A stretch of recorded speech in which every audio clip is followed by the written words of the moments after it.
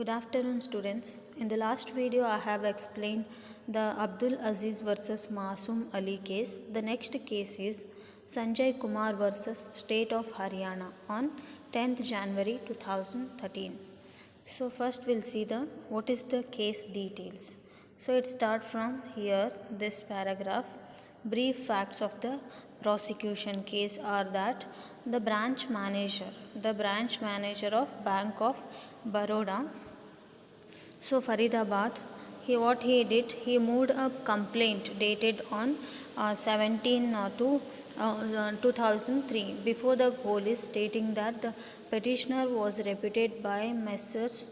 The Virmati Software and Telecommunication Limited to maintain a software system supplied by them to the bank. So here the Messrs. Virmati Software and Telecommunication Limited. So it was a software company, and they used to supply software to this Bank of Baroda for the Faridabad branch. So what happened later in connection with rendering such services? So since they used to supply software to the Bank of Baroda, so they have a connection with rendering services.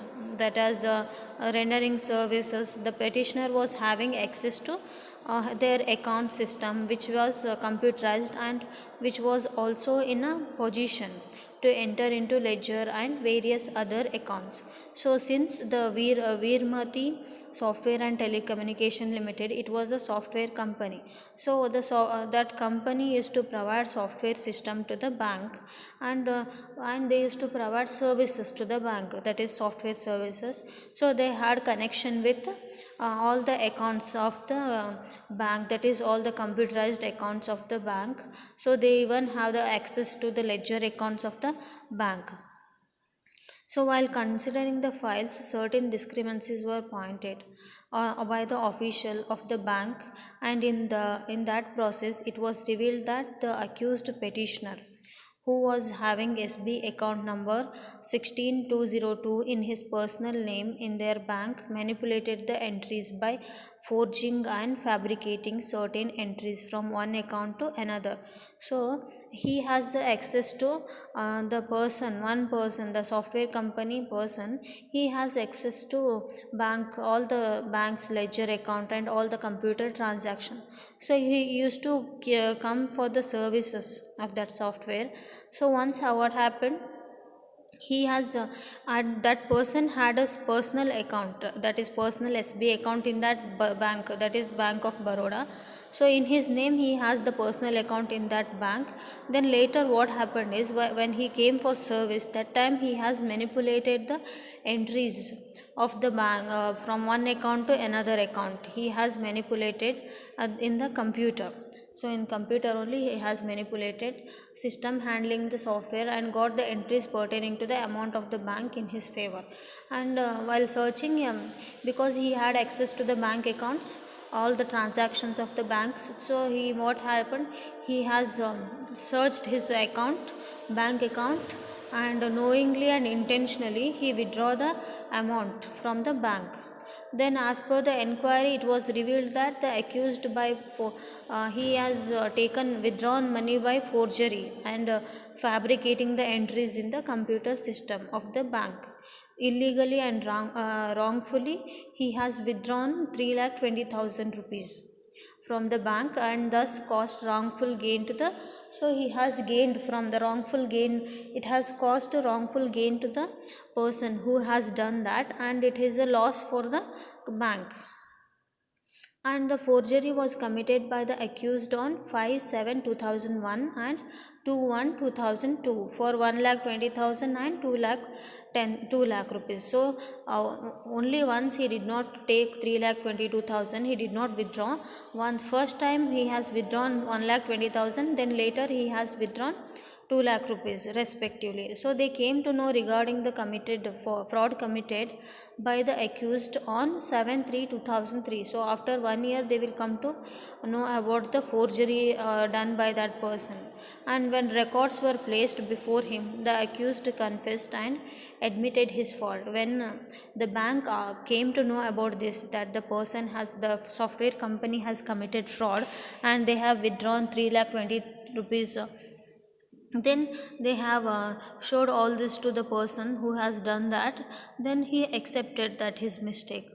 Then he when the records were showed to him that he has done, he has accepted that and admitted the guilt on 7/2/2003 and deposited the amount, that is 3 lakh 20,000 to the bank. So he has accepted that he has done that mistake and he has done that illegally, and he has deposited that 3 lakh 20,000 to the bank and requested bank not to authorize, not to complain to the police. So on receipt of the complaint of the so but they have complained to the they have given complaint to police on 24/2/2003 under section 406, 420, 461, 468, 471 of the Indian Penal Code and section 65, 66 and 72 of the Information and Technology Act 2000 was registered against the petitioner. So after completion of the investigation, channel against the accused petitioner was presented in the court. Thereafter, charge was formed against the accused petitioner, to which they pleaded not guilty and claimed trial. So here what happened? He was arrested by the police and they have put the case. There are various cases, you can see the cases here. The case is, that is IPC 420, that is 2 years jail and 1 year 1000 fine. Then IPC section 467, then IPC section see here, IPC section 420, IPC section this 467, then 468, 460, 471. Then this is IT Act, Information Technology, section 65 of the Information Technology Act 2000. And under this act, all these punishments, he was liable for all the punishments. And for the default of payment of fine, he also has to there was 2 months there was an imprisonment of 2 months. So here he has committed all the mistakes. And the prosecution, in order to prove its case, examined all the people who are necessary to. So in order to see that, they have examined all the people, those who are related to this transaction. Thereafter, the statement of accused was recorded under section 313 and all the incremental circumstances were put to the accused. He denied the same and pleaded innocence.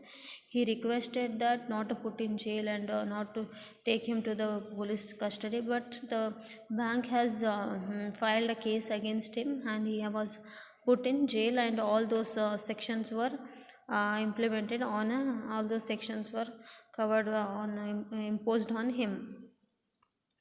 So this is about the this case, that is Sanjay Kumar versus State of Haryana.